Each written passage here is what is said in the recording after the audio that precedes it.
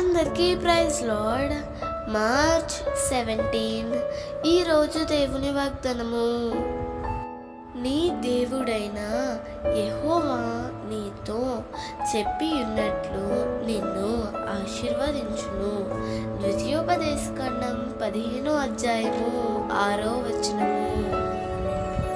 ప్రభు చెప్పిన మాట ఎన్నడూ వ్యర్థం కాదు.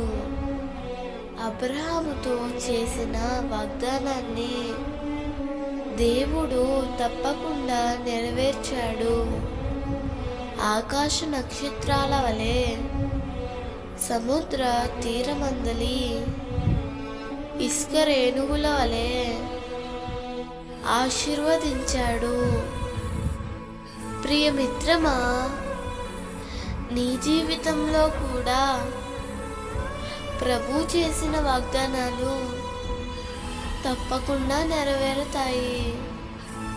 నీవు ప్రభువును నమ్మి ఆయన నోటి నుండి వచ్చిన మాటను నీవు అంగీకరించి వాటి ప్రకారము నీవు జీవిస్తే తప్పకుండా ఆశీర్వాదాలు అనేవి నీకు దక్కుతాయి. ఆనాడు దావీదు వెంట కృపాక్షేమాలు ఏ రీతిగా వచ్చాయో అలాగే కృపాక్షేమాలు నీకు తోడుగా ఉండి నిన్ను ఆశీర్వదించునుగాక.